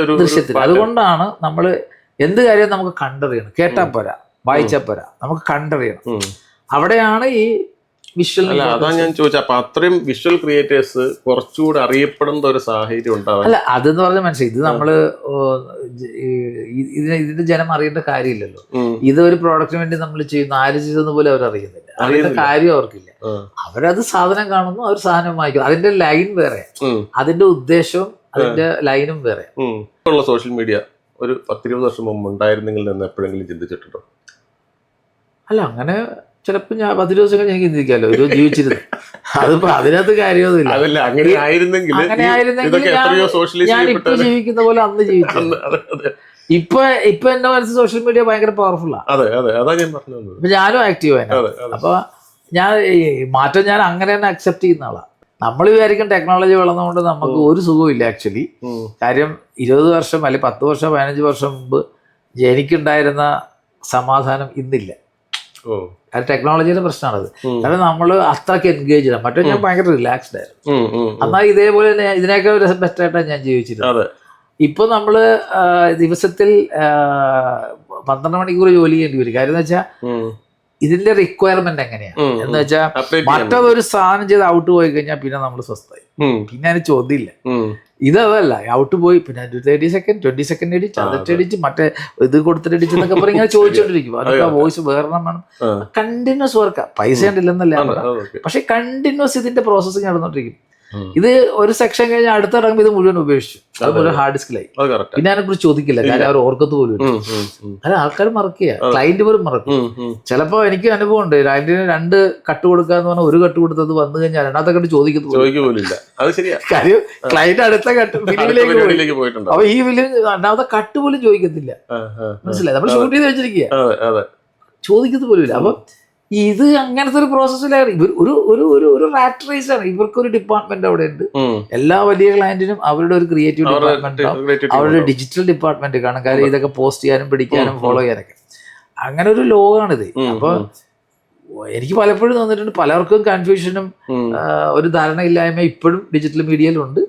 ഡിജിറ്റൽ മീഡിയയില് മാർക്കറ്റിംഗ് തന്നെ പ്രോപ്പറായിട്ടല്ല ഇപ്പൊ ചെയ്തത്. പലരും എല്ലാവരുടെയും വിചാരം ചുമ്മാ പോസ്റ്റ് ചെയ്താൽ മതി, അല്ലെങ്കിൽ അവിടെ ഇങ്ങനെ 6 മണിക്ക് പോസ്റ്റ് ചെയ്ത കാര്യം എല്ലാവരും ആര് കാണാൻ, 5 പേരോ 6 പേരോ കണ്ടു കാണും. അത് പൈസ കൊടുത്താല് ബൂസ്റ്റ് ചെയ്യേണ്ട ഒരിക്കലും ആൽഗരിതം വർക്ക് ചെയ്യില്ല. കാര്യം അവരിതുണ്ടാക്കി വെച്ചിരിക്കുന്ന നമ്മുടെ ഒരിക്കലും എത്തത്തില്ല. അത് ചിന്തിക്കുക പോലും വേണ്ട. പലപ്പോഴും പല ഈ പ്ലാറ്റ്ഫോംസ് കണ്ടു കഴിഞ്ഞാൽ ചില കമ്പനികളുടെയൊക്കെ ഈ സോഷ്യൽ മീഡിയ പ്ലാറ്റ്ഫോം കണ്ടാൽ മനസ്സിലാവും. നമുക്ക് പോയത് കാണാം എത്ര പേര് അത് കണ്ടിരിക്കുന്നത്, അല്ലെങ്കിൽ അതിന് എത്ര പേര് ഫോളോവേഴ്സ് ഉണ്ട്. ഫോളോവേഴ്സ് ഉണ്ടെങ്കിൽ അവരുടെ മുമ്പിൽ എത്തും. അതും അവർക്ക് എത്ര ഫോളോവേഴ്സ് ഫോളോ ചെയ്യുന്നുണ്ടോ, അത് 2000 പേരെ ഫോളോ ചെയ്യുന്ന നമ്മുടെ ചാൻസ് കുറഞ്ഞു. 200 പേരെ അവർ ഫോളോ ചെയ്യുന്നില്ലെങ്കിൽ നമുക്ക് ചാൻസ് ഉണ്ട്, കാരണം അവരുടെ മുമ്പിൽ പെട്ടെന്ന് എത്തും. അവർ 2000 പേരെ ഫോളോ ചെയ്യുന്നുണ്ടെങ്കിൽ 10-1 ചാൻസ് നമ്മളൊരു സാധനം ഇട്ടാൽ പോലും. അപ്പൊ ഇതൊരു ബഹളാണ്. ഇതിനകത്ത് സ്റ്റാൻഡ് ഔട്ട് ചെയ്യാന്ന് പറഞ്ഞാൽ we should spend money. Google ads ആണെങ്കിലും എന്താണെങ്കിലും വി ഷുഡ് സ്പെൻഡ് മണി. പൈസ മുടക്കിയ കുറച്ചുകൂടെ എളുപ്പമെന്ന് വെച്ചാൽ എൻ്റെ ഗുണമെന്ന് വെച്ചാൽ we can identify our customer. അങ്ങനെയല്ല, ഒറ്റയേറാണ് ഈ മറ്റേ കണ്ടുപൊട്ടൻ മാങ്ങ അറിയുന്ന പോലെ. ഇപ്പൊ ഉദ്ദേശിക്കുന്നിടത്ത് നമുക്കറിയാം. എന്ന് വെച്ചാൽ കറക്റ്റായിട്ട് പഞ്ച് ചെയ്യാൻ പറ്റും. നമ്മുടെ ഒരുത്തൻ എന്താണ് റിക്വയർമെന്റ്, ഒരു കാറ് വാങ്ങിക്കാൻ പോകുന്നുണ്ടോ, ഒരുത്തൻ ഷർട്ട് വാങ്ങിക്കാൻ ഷർട്ട് നോക്കുന്നുണ്ടോ, അപ്പൊ അവരുടെ മുമ്പേ ഷർട്ടിന്റെ ആഡ് കൊടുക്കുക. അല്ലെങ്കിൽ ഒരു പെണ്ണിന്റെ കല്യാണം ഫിക്സ് ചെയ്തിരിക്കുന്നു, അപ്പൊ അവിടെ ഗോൾഡിന്റെ ആഡ് കൊടുക്കുക. അങ്ങനെ നമുക്ക് സ്പെസിഫിക് അതിന് മുമ്പേ തന്നെ ഇതിനുള്ള ഡേറ്റാസ് കിട്ടുമായിരുന്നു. എ വന്നപ്പോ ഇപ്പൊ എ ആണ് അതൊക്കെ അനലൈസ് ചെയ്യാൻ, എ തന്നെയാണ് അതൊക്കെ പോസ്റ്റ് ചെയ്യണത്. അപ്പൊ അത് പക്ഷേ എ വന്നത് പിന്നെ പരസ്യചിത്ര സംവിധായകർക്ക് ഒരു വെല്ലുവിളി ആയിട്ടുണ്ട്. അങ്ങനൊന്നുമില്ല. അതൊക്കെ തുടക്കത്തിൽ കുറച്ചൊരു ജെർക്കൊക്കെ വരും, അത് വലിയ പ്രശ്നമൊന്നും. അതെല്ലാം എല്ലാ ടെക്നോളജി വരുമ്പോഴും ഏതെങ്കിലും മേഖലകൾക്കൊക്കെ ഒരു ഡിസ്റപ്ഷൻ ഉണ്ടാവും. ഇപ്പൊ സിനിമ ടി വി വന്നപ്പോ സിനിമ എല്ലാം തീർന്നു, OTT വന്നപ്പോൾ സിനിമ. ഞാൻ അന്നും പറയും സിനിമ OTTക്കുള്ളതല്ല, സിനിമ തിയേറ്ററിൽ അടച്ച് ഒറ്റ നമ്മള് സിനിമയുടെ സൈക്കോളജി തന്നെ ഇരുട്ടത്തിരുന്ന് ഏലിയനേഷനാ സംഭവിക്കുന്നത്. നമ്മൾ ഒറ്റയ്ക്കിരുന്നാ കാണണം. അതേസമയം നമ്മൾ ഗ്രൂപ്പ് വേണം. എന്ന് വെച്ചാൽ ഒരു ഹ്യൂമർ സീൻ വരുമ്പോൾ നമ്മൾ ഗ്രൂപ്പായിട്ട് ചിരിക്കുക, ഒരു സെഡക്റ്റീവ് സീൻ വരുമ്പോൾ നമ്മൾ ഒറ്റയ്ക്കിരുന്ന് ആസ്വദിക്കുകയും ചെയ്യും. ഇത് രണ്ട് തിയേറ്ററിൽ നടക്കുള്ളൂ. എമോഷണലി നമ്മൾ ലിഫ്റ്റ് ചെയ്യാൻ അതിന് മാത്രമേ പറ്റൂ. വേറെ ആരെന്ന് വെച്ചാൽ നമ്മൾ കംപ്ലീറ്റ്ലി ഇൻവോൾവ് ആണ് മൂവി വാച്ച് ചെയ്യുമ്പോൾ. നമുക്ക് വേറെ നമ്മളെല്ലാം മാറ്റിവെച്ച് പ്രിപ്പയർഡ് ആണ്. ഫാമിലിയിൽ ഇരുന്ന് കാണാൻ പോലും പലർക്കും ഇഷ്ടമാവണമെന്നില്ല. പല നമ്മൾ വെളിച്ചത്താണല്ലോ. മാത്രമല്ല നമ്മൾ പ്രിപ്പയർഡ് ആണ്. സിനിമ കാണാൻ നമ്മൾ പ്രിപ്പയർഡ് ആണ്. നമ്മളെല്ലാം മാറ്റി വെച്ചിട്ടാണ് പോയിരുന്ന് കാണാം. അതാണ് സീരിയസ്നെസ്, സിനിമയുടെ സീരിയസ്നെസ്. അതൊരിക്കലും ഈ പറഞ്ഞ പ്ലാറ്റ്ഫോം നമുക്ക് പറയാവുന്നത് കൺവീനിയൻസ്, മറ്റത് എക്സ്പീരിയൻസ്. ഇത് രണ്ടും അങ്ങനെ നിൽക്കും. അത് എന്തൊക്കെ സംഭവിച്ചോ, ഇവിടെ എത്ര ടെക്നോളജി വന്നാലും എക്സ്പീരിയൻസ് എന്ന് പറയുന്നതും കൺവീനിയൻസ്, നമ്മൾ കൺവീനിയൻസിന്റെ പുറകെ പോകുന്ന ആൾക്കാരാണ്. അതുകൊണ്ടാണ് നമ്മൾ റിമോട്ടൊക്കെ ഉപയോഗിക്കുന്നത്. അപ്പൊ ആ കൺവീനിയൻസ് ആണ് വിൽക്കുന്നത്, ഏറ്റവും കൂടുതൽ വിൽക്കുന്നത്. ഇപ്പം ടിന്നിനകത്ത് പൊടിച്ചു തരുമ്പോൾ നമുക്ക് കൺവീനിയൻസ്. നമ്മൾ പൊടിക്കണ്ട, കിട്ടി എടുത്തിട്ടാൽ മതി. എടുത്തിടാൻ മെഷീൻ വന്നാൽ അതും ചെയ്യത്തില്ല നമ്മള്. അപ്പൊ ഈ കൺവീനിയൻസിന് വേണ്ടിയാണ് മനുഷ്യൻ പൈസ കൊടുക്കണം. എല്ലാം നമ്മൾ സ്പെൻഡ് ചെയ്യണ മുഴുവൻ കൺവീനിയൻസ് വേണ്ടി. അതൊരു പരിധി വരെ ഒക്കെയാണ്. അത് പരിധി കഴിയുമ്പോൾ നമ്മൾ തന്നെ ഫിസിക്കലി സ്റ്റാൻഡേർഡ് ആവും. അതായപ്പോ സംഭവിച്ചോണ്ടിരിക്കുന്നത് നമ്മളെല്ലാം സ്റ്റാൻഡേർഡ് ആവും. ആ ഫിസിക്കൽ സ്റ്റാൻഡേർഡ് ആകുമ്പോൾ നമുക്ക് അസുഖങ്ങൾ കൂടും. നമ്മൾ പിന്നെ ജിമ്മിൽ പോകും. ഇതാണ് ഇപ്പൊ സംഭവിച്ചോണ്ടിരിക്കുന്നത്. പുതിയ തലമുറ ജിമ്മിൽ പോകണം എന്ന് വെച്ചാൽ അവന് ജോലി ചെയ്യുന്നില്ല. ഇപ്പൊ അവൻ ഒരു ഫിസിക്കൽ ലൈഫിൽ നിന്ന് അവൻ മാറുമ്പോ ഫിസിക്കൽ എക്സസൈസിന് പോയേ പറ്റൂ. അതാണ് ഇപ്പൊ സംഭവിച്ചത്. എന്ന് പറഞ്ഞ പോലെ എല്ലാ മീഡിയയിലും എല്ലാ ടെക്നോളജി ഇത് സംഭവിക്കും. അതുപോലെ ഇപ്പൊ AI വരുമ്പോഴും AI എന്ന് പറഞ്ഞിരിക്കുന്ന പ്ലാറ്റ്ഫോം എങ്ങനെ ഡെവലപ്പ് ചെയ്തിരിക്കുന്ന നമ്മൾ മനുഷ്യർ ചെയ്ത സാധനത്തിൽ നിന്ന് അല്ല വലിയ വലിയ ക്രിയേറ്റീവ് ക്യാമറമാന്മാരും ഡയറക്ടേഴ്സും എഴുതിയതും ചെയ്തതും റെഫറൻസ് ആണ്. ഞാൻ റെഫറൻസേ ഉള്ളൂ, അത്രേ ഉള്ളൂ. ഈ റെഫറൻസ് ആണ് അതിൽ നിന്നാണ് അവൻ അനലൈസ്. അപ്പൊ പുതിയതായിട്ടൊന്നും അവിടെ ഇല്ല. ഈ റെഫറൻസിൽ നിന്ന് എടുത്തിരിക്കുന്ന കോമ്പിനേഷൻ ആണ് നമുക്ക് തന്നത്. മനസ്സിലായ? അല്ലാണ്ട് അവന്റെ കയ്യിലൊന്നുമില്ല. മനുഷ്യനുണ്ടാക്കിയ സാധനങ്ങളിൽ ഇൻഫർമേഷൻ അങ്ങോട്ട് കൊടുത്തോണ്ടിരിപ്പുണ്ട്, നിരന്തരം സംഭവിച്ചോണ്ടിരിക്കുകയാണ്. അതിൽ അനലൈസ് ചെയ്തിട്ടാണ് അപ്പൊ നമുക്കൊരു പാറ്റേൺ തരും. നമ്മുടെ രീതി ചെയ്യണം. ഇതിനകത്ത് നമ്മള് എന്താ പറയാ, ഇതിനെ ഓർഗാനിക് ആക്കുക, അല്ലെങ്കിൽ എമോഷണൽ ആക്കുക, അല്ലെങ്കിൽ അതിനെ എമോഷണൽ അതിനകത്തുള്ള ഒരു ഓപ്പർച്യൂണിറ്റി കാണുക. ഇതെല്ലാം നമ്മുടെ ബ്രെയിനിൽ നടക്കുന്നത്. തീർച്ചയായിട്ടും. ഇപ്പൊ പിന്നെ നമ്മുടെ ഇപ്പം ഡിജിറ്റൽ ബ്രെയിൻ മാറി ബയോളജിക്കൽ ബ്രെയിൻ ഡെവലപ്പ് ചെയ്ത് തുടങ്ങി. അതിനെക്കുറിച്ച് ബയോളജിക്കൽ ബ്രെയിൻ, അത് നമ്മുടെ 10 മില്ലി ബ്ലഡ് ഉണ്ടെങ്കിൽ അതിൽ നിന്ന് നമുക്ക് ഒരു ബ്രെയിൻ ഉണ്ടാക്കിയെടുക്കാൻ പറ്റും. സ്റ്റെം സെൽസ് ഡെവലപ്പ് ചെയ്ത് ഉണ്ടാക്കി ക്രിയേറ്റ് ചെയ്ത് ബ്രെയിൻ ഉണ്ടാക്കിയിട്ട് 2000-ഓളം ഒരു ന്യൂസാണ് ഞാൻ കണ്ടിരുന്നത്. 2000-ഓളം ബ്രെയിനുകൾ ഇതുപോലെ ക്രിയേറ്റഡ് ബയോളജിക്കൽ ബ്രെയിനുകൾ ഒരു ഗെയിം കളിച്ചുകൊണ്ടിരിക്കുക. അത് നടന്നുകൊണ്ടിരിക്കുക. അപ്പൊ അത്രയൊക്കെ സ്ഥലവും പോയിക്കൊണ്ടിരിക്കുക. അപ്പൊ നമ്മള് എവിടെ നിൽക്കുന്നു, നമ്മൾ ചെയ്യുന്ന ജോലിയിൽ ഇതെങ്ങനെ നമുക്ക് യൂസ് ചെയ്യാം. ഹ്യൂമനോയിഡ് ഒക്കെ വന്നുകൊണ്ടിരിക്കുന്ന ഒരു കാലമാണല്ലോ. ഇപ്പൊ ഈ ഹ്യൂമനോയിഡ് റോബോട്ടുകളുടെ പുതിയ വേർഷൻ അതെല്ലാം വരുമ്പോഴത്തേക്കും ഈ നമ്മുടെ മേഖലയ്ക്ക്, ഈ ഇൻഡസ്ട്രി, എന്റർടൈൻമെന്റ് ഇൻഡസ്ട്രിക്ക് എന്തെങ്കിലും മാറ്റം വരാൻ സാധ്യതയുണ്ടോ? എന്റർടൈൻമെന്റ് ഇൻഡസ്ട്രി മൊത്തം നിൽക്കുന്നത് ഈ കാഴ്ചയുടെ കണ്ടന്റാണ്, കാഴ്ചയുടെ ശബ്ദത്തിന്റെ കണ്ടന്റാണ്. അത് മാറ്റം വരുക അവിടെയാണ് ഞാൻ സിനിമയുടെ കാര്യം അതാ ഞാൻ ചോദിച്ചത്. കാര്യം എല്ലാവരും എന്തിനു വേണ്ടിയാണ് ഇതൊക്കെ ചെയ്യുന്നത്? എക്സ്പീരിയൻസ്, ഒരു ഇത് അനുഭവിക്കാൻ വേണ്ടി. അതെ. നമുക്ക് ബേസിക്കലി 3 കാര്യം ആവശ്യമുള്ളൂ.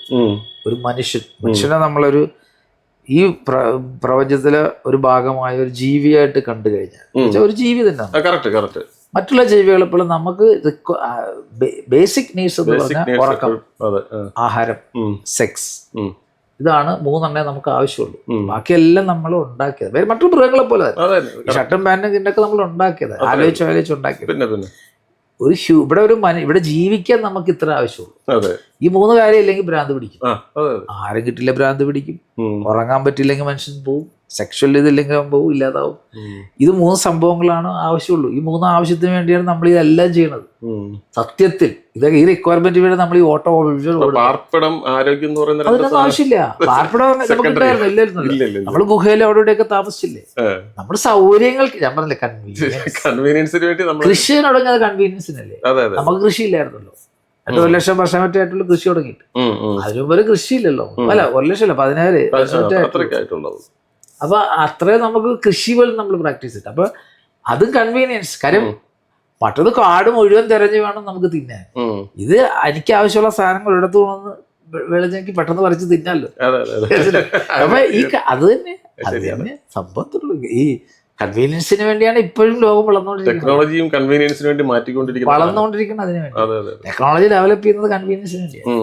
ആ കൺവീനിയൻസിന്റെ പുറകെയാണ് മനുഷ്യൻ പോയിക്കൊണ്ടിരിക്കുന്നത്. പക്ഷെ എത്രത്തോളം പോവും?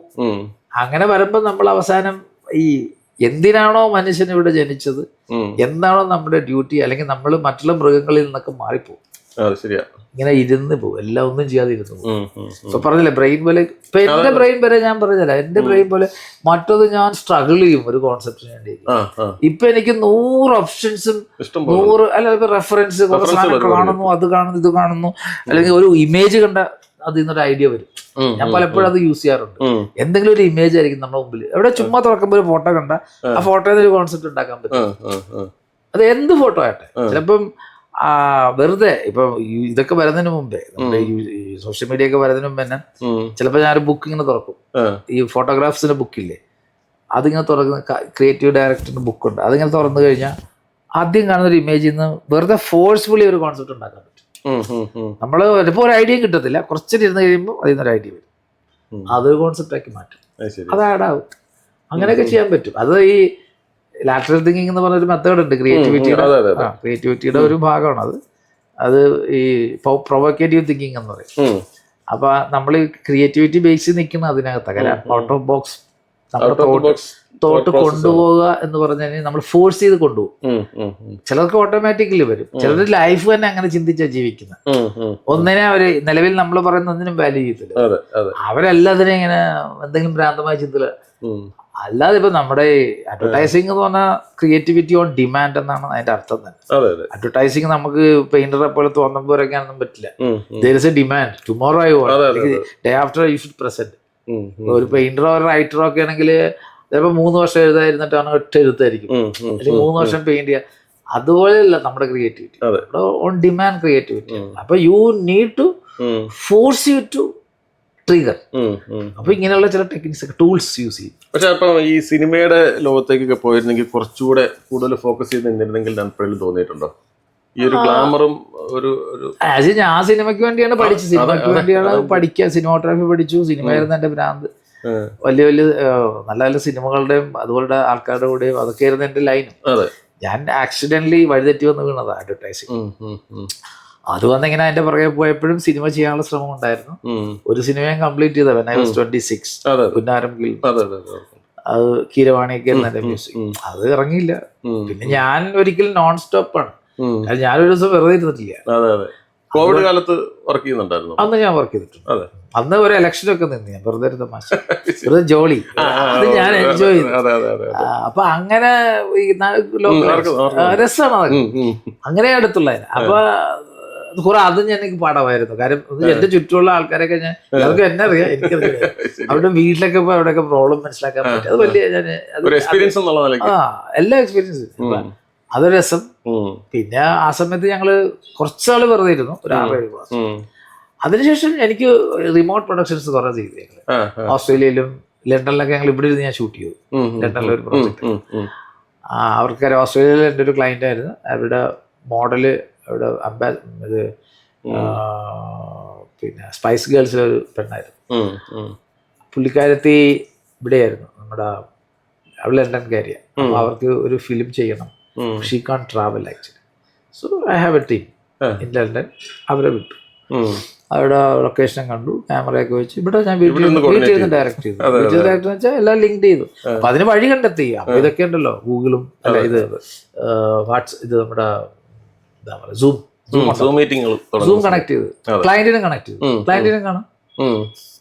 ശരി, വളരെ എളുപ്പമായി. ഞാൻ വീട്ടില് എല്ലാ സ്ക്രീനൊക്കെ വെച്ച് ഡൈനിങ് ടേബിൾ മൊത്തം സിസ്റ്റം സ്ക്രീനൊക്കെ വെച്ച് 2-3 സ്ക്രീനൊക്കെ വെച്ച് അവര് ഫ്രെയിം വെക്കുമ്പോ എനിക്ക് ഇവിടെ നിന്ന് പറയാം, അല്ല ക്ലോസ് ഓക്കെ ടേക്ക്, ഇങ്ങനെ കുറച്ച് കൃത്യങ്ങള്. ഇതിനിടയ്ക്ക് ആർട്ട് ഫിലിം മേക്കേഴ്സിന്റെ ഒരു സംഘടന ഉണ്ടാക്കിയില്ല, ഇപ്പോഴും നന്നായിട്ട് പോകുന്നുണ്ട്. അങ്ങനെ ഒരു തോട്ട് പ്രോസസ് വരാനുള്ള കാരണം എങ്ങനെയാ? അതെന്റെ ഐഡിയ അല്ല ആക്ച്വലി. മാത്യു പോളും എല്ലാവരും ഉണ്ട്. പിന്നെ മാത്യു പോൾ എന്റെ അടുത്ത് ഇങ്ങനെ പ്രാവശ്യം പറഞ്ഞു, നമുക്ക് ഇപ്പൊ ഞങ്ങള് എനിക്ക് തോന്നുന്നു 10-14 പേര് 15 പേര് 20 പേരൊക്കെ അന്നുള്ളൂ. നമുക്ക് എല്ലാവരും കൂടെ ഒരു ഗ്രൂപ്പ് ഉണ്ടാക്കണ്ടേ, നമുക്ക് അങ്ങനെ ചെയ്യാം. അപ്പൊ അന്ന് വാട്സപ്പ് ഒന്നും വന്നിട്ടില്ല. അപ്പൊ ഞാൻ പറഞ്ഞ് അത് എനിക്കാരും അറിഞ്ഞൂടാ, ഞാൻ ഇവിടെ ഇല്ല. അപ്പൊ എനിക്ക് കുറച്ച് പേരെ അറിയാം, നമുക്ക് വിളിച്ച് സംസാരിച്ച് ഞാൻ അത് ഇൻട്രസ്റ്റ് എടുത്തില്ല, വിട്ടു. അതിനുശേഷം വാട്സപ്പൊക്കെ വന്ന് ഇങ്ങനെ ഗ്രൂപ്പായപ്പോഴാണ് സിജോ വിളിച്ചിട്ട് പറഞ്ഞു നമുക്ക് ഇങ്ങനെ ഒന്നും പ്ലാൻ ചെയ്തത്. അപ്പൊ സിജോയൊക്കെ ഞാൻ പരിചയപ്പെട്ടിട്ടേ ഉള്ളൂ, ആ സമയത്തൊക്കെ എനിക്ക് അറിയാവുന്നുള്ളൂ. അപ്പൊ ഞാൻ പറഞ്ഞു അങ്ങനെ ഉണ്ടെങ്കിൽ ഒരു പണി ചെയ്യും. മാത്യു പോൾ എൻ്റെ അടുത്ത് 2-3 വർഷം മുമ്പ് മാത്യു പോളോട് ഞാൻ സംസാരിക്കട്ടെ, അങ്ങനെ മാത്യു പോൾ സംസാരിച്ചു. അങ്ങനെയാണ് തുടങ്ങിയത്. ഈ മാത്യു പോളിന്റെ കാര്യം പറഞ്ഞപ്പോഴും ഓർക്കുക, പബ്ലിക്കിന് ഇപ്പോഴും അദ്ദേഹം ആരാന്ന് അറിയത്തുണ്ടാവില്ല. ആൾക്കാർ ചണ്ടമാരുടെ പരസ്യങ്ങൾ, അതൊക്കെ എത്രയോ ഗംഭീരമായ പരസ്യങ്ങളുടെ ജിങ്കിൾ കൾച്ചർ കൊണ്ടുവരുന്നത് അദ്ദേഹമാണ്. അപ്പൊ അതാ ഞാൻ പറഞ്ഞത്. അപ്പൊ ഈ ഒരു ഫോറം വേണം എന്നുള്ളൊരു തോന്നൽ അത് ഇതിനു വേണ്ടി പബ്ലിസിറ്റി അല്ല, അതിനു വേണ്ടിയിട്ടല്ല. എന്നാൽ പോലും അത് ഈ നമ്മളിത് ചെയ്തിങ്ങനെ ഈ സമയമൊക്കെ ആയപ്പോൾ നമ്മൾ ഒത്തിരി ഇഷ്യൂസ് ഒക്കെ ഫേസ് ചെയ്യാൻ തുടങ്ങിയിട്ടുണ്ട് പലരും, ഞാനൊന്നുമല്ല പലർക്കും. അപ്പോൾ പലർക്കും ഇതിന്റെ ഫോർമാറ്റ് അറിയാൻ മേല, അങ്ങനെ ഒത്തിരി കണ്ടു. അപ്പൊ എക്സ്പേർട്സിന്റെ സഹായം ഉണ്ടെങ്കിൽ ടീമായി കഴിഞ്ഞാൽ അങ്ങനെ ചിന്തിച്ച് നമ്മൾ ഉണ്ടാക്കി. അപ്പൊ ഞാൻ തന്നെ എന്റെ ഇനിഷ്യേറ്റീവിൽ തന്നെയാണ് I brought lot of big people, even Ravi Varman, Ravi K Chandran, പിന്നെ ആരാണ് ക്ലാസ് എടുക്കാൻ എല്ലാം ടോപ്പ് ആൾക്കാരെല്ലാം അവിടെ നിന്ന് കൊണ്ടുവന്നു. പിന്നെ സന്തോഷ് ശിവൻ, പിന്നെ അഡ്വർടൈസിങ്ങിൽ തന്നെ സാബൂസ്, അഡ്വർടൈസിങ് ഫീൽഡിൽ നിന്ന് കുറെ ആൾക്കാർ, ഇവരൊക്കെ നമ്മളൊന്ന് കൊണ്ടുവന്നിരുന്നു. അപ്പം എല്ലാവരും മമ്മൂക്കായാണ് ഒന്ന് ഇനാഗുറേറ്റ് ചെയ്തത്, മോഹൻലാലാണ് ഇതൊക്കെ ലോഞ്ച് ചെയ്തത്, ലോഗോ ലോഞ്ച് ചെയ്തത് വലിയ പരിപാടിയായിരുന്നു. അതൊരു വലിയ സംഭവമായിരുന്നു. കാര്യം അന്ന് നമ്മളത് ചെയ്തപ്പോൾ പണ്ട് രീതി തന്നെ ചെയ്യുന്ന ഒരു പ്ലാൻ അനുസരിച്ച് ചെയ്തു. അപ്പൊ അത് ഗുണം എന്താണെന്ന് വെച്ചാൽ എനിക്കെന്ത് ഗുണമുണ്ടെന്ന് എനിക്ക് അറിഞ്ഞൂടാ, പക്ഷെ കുറെ ചെറിയ യങ്സ്റ്റേഴ്സ് നല്ല ലെവലിലേക്ക് കയറുന്നു. കാര്യം അവർക്ക് നമ്മളുടെ എക്സ്പെർട്ട് ഇപ്പൊ എന്തെങ്കിലും സംശയം ഉണ്ടെങ്കിൽ ഈ ഗ്രൂപ്പിൽ ഇട്ട് കഴിഞ്ഞാൽ മറുപടി കിട്ടും. അതൊരു ടീമായി. ടീമിനുള്ള ഗുണം എന്താണെന്ന് വെച്ചാൽ നമ്മളിപ്പോ ഒരു ക്ലയന്റിനെ ഞങ്ങൾ 4 പേര് പോയി പിച്ച് ചെയ്യുന്നുണ്ടെങ്കിൽ നമുക്ക് ഒരാൾക്ക് കിട്ടിയാൽ മതി, നമുക്ക് സന്തോഷം. പുറത്തു പോയാൽ നമുക്ക് മെമ്പർ അല്ലാത്ത ഒരാൾ എടുത്തുകൊണ്ട് പോയാൽ നമ്മൾ ഞങ്ങൾക്കൊരു വിഷമം. പക്ഷെ മെമ്പറിൽ ഒരാൾ കൊണ്ടുപോകുമ്പോൾ നമ്മൾ അതിനെ അക്സെപ്റ്റ് ചെയ്യത്തുള്ളൂ. നമ്മളത് നമ്മൾ കൺഗ്രാറ്റ്സ് എന്ന് പറയും. അങ്ങനത്തെ ഒരു വളരെ ഒരു ഫ്രണ്ട്ലി ആയിട്ടുള്ള ഹെൽത്തി ആയിട്ടുള്ള നല്ല അതെ, നമ്മളൊരു കോമ്പറ്റീഷൻ ഞങ്ങൾ ഹെൽത്തിയാണ്. തമാശ പറഞ്ഞാൽ ഈ പരസ്യ മേഖല പറയാറുണ്ട്, നിങ്ങളുടെ ജബ്ബാർക്കയുടെ ഇപ്പോഴത്തെ കോസ്റ്റ്യൂം നമ്മൾ ഫ്രീ ആയിട്ട് ഇരിക്കുന്നേ ഉള്ളൂ. കോസ്റ്റ്യൂമില് 1-2 പേരെ മാത്രമേ കാണുള്ളൂ, ഈ അരയിലുള്ള പൗച്ചും. ഞാന് അങ്ങനെ കുറെ ശൈലികളുണ്ടായിരുന്നു ക്രിയേറ്റ് ചെയ്തേക്കുന്നതാണോ അതോ? അതൊക്കെ ഉണ്ടായി. അതെന്ന് വെച്ചാൽ എനിക്ക് ബാഗുകളോട് ഭയങ്കര ഇഷ്ടം. ബാഗ് ഇപ്പോഴും എന്റെ ഇല്ലാത്ത ബാഗൊന്നും ഇല്ല. എവിടെ പോയാലും ബാഗ് വാങ്ങിക്കാൻ അതൊരു മൂലയെ കിടക്കും, പിന്നെ ആർക്കെങ്കിലും കൊടുക്കും, കാണുമ്പോൾ വാങ്ങിക്കും ഞാൻ. അങ്ങനെ ഒരിടത്ത് ബാംഗ്ലൂരിൽ നിന്ന് എവിടെ നിന്നോ കിട്ടിയതാണ്. ഇപ്പൊ അന്ന് പൗച്ച് ഇറങ്ങിയിട്ടില്ല. അങ്ങനെ വളരെ രസമായിട്ട് എനിക്ക് ഈ കാര്യം എനിക്ക് വെച്ച് മറക്കുന്ന ഒരു സ്വഭാവമുണ്ട്. ഇന്ന് വരെ ഒന്നും മറന്നിട്ടില്ല. കാരണം എല്ലാ ഉണ്ടാവും. എനിക്ക് ഇപ്പം രാജ്യം പറഞ്ഞെങ്കിലുള്ള പാസ്പോർട്ട് കോപ്പി വരെ അതിനകത്തുണ്ട്. ഇപ്പൊ എവിടെയെങ്കിലും ബാംഗ്ലൂരിൽ പോയി ബാംഗ്ലൂരിൽ നിൽക്കുമ്പോൾ ചിലപ്പോൾ നാളെ ദുബായ് വരാൻ പറ്റും. അതേ പിന്നെ അവിടെ നിന്ന് ടിക്കറ്റ് എടുത്ത് നമ്മളെ അങ്ങനെ തന്നെയായിരുന്നു ഞാൻ. അതൊരു വ്യത്യസ്തമായ ഒരു ഞാൻ അങ്ങനെ തന്നെയായിരുന്നു നിൽക്കുന്ന. ഇപ്പൊ അവിടെ ചെന്നിട്ടാ വിളിച്ച് വീട്ടിൽ പറയണ ഞാൻ ഇവിടെയാണ് അവിടെ. ആരോഗ്യം നിലനിർത്തുന്നത് എങ്ങനെയാ? അത് ബേസിക് എക്സസൈസ് ഞാൻ പണ്ട് പോലെ ചെയ്യും. വീട്ടിലൊരു ജിമ്മൊക്കെ ഉണ്ട്, അത് വർഷങ്ങൾക്ക് മുമ്പേ ഉണ്ട്. അത് ഞാൻ ബേസിക് സാധനങ്ങൾ. പിന്നെ ഞാൻ നമ്മളെ എൻ്റെ ഒരു ബേസിക്കലി നമ്മുടെ മൈൻഡ് തന്നെ. അതെന്ന് വെച്ചാൽ ഒന്ന് നമ്മള് when you are in love with something you be a നമുക്കൊക്കെ നമ്മൾ പറയാം എന്തുകൊണ്ടോ ഇത്ര പ്രായമായിട്ട് he's in love with acting. അതുകൊണ്ടാണ് ആ മനുഷ്യൻ അങ്ങനെ ഇരിക്കുന്നത്. കാര്യം ഇനിയും ഇനിയും ഇനിയും എന്ന് പറയുന്ന ആഗ്രഹമില്ലേ, ഇനി എനിക്കൊന്നും ചെയ്യുന്നില്ല എന്ന് തോന്നുന്ന മൊമെന്റ് നീ ഒരൊറ്റ മാസം കൊണ്ട് വയസ്സാവും. സത്യം. എന്തായാലും ഇതൊക്കെയാണ് ജീവിതം, ജീവിതത്തിന്റെ വേറിട്ട ഇത്ര നാളെ അനുഭവം. ഇനിയും ഞാൻ still I am looking towards the life. വളരെ എക്സൈറ്റിംഗ് ആയിട്ട് തന്നെ ഞാൻ കണ്ടോണ്ടിരിക്കുന്നത്. ഇവിടെ തീർന്നിട്ടൊന്നുമില്ലത്. അല്ല, ജീവിതത്തിന്റെ വേറിട്ട കാഴ്ചകൾ എപ്പോഴും നമ്മളെ അതിശയിപ്പിക്കുന്നതാണ്. പരസ്യചിത്രങ്ങളുടെ ജീവിതത്തിനിടയിൽ, പരസ്യങ്ങൾക്കിടയിൽ ജീവിക്കുന്ന അത് പാഷൻ പോലെ ഒരാളുടെ ജീവിതത്തിന്റെ അഭിനിവേശമായിട്ട് കർമ്മത്തെ കൊണ്ടു നടക്കുന്ന ഒരു വലിയ കലാകാരൻ ജബ്ബാർ കല്ലറക്കലുമായുള്ള അഭിമുഖം ഇന്നത്തേക്ക് ഇവിടെ പൂർണ്ണമാവുന്നു. അടുത്ത ആഴ്ച പുതിയൊരു ജീവിത കഥകളുമായി നമുക്ക് വീണ്ടും കാണാം. അതുവരേക്കും നമസ്കാരം.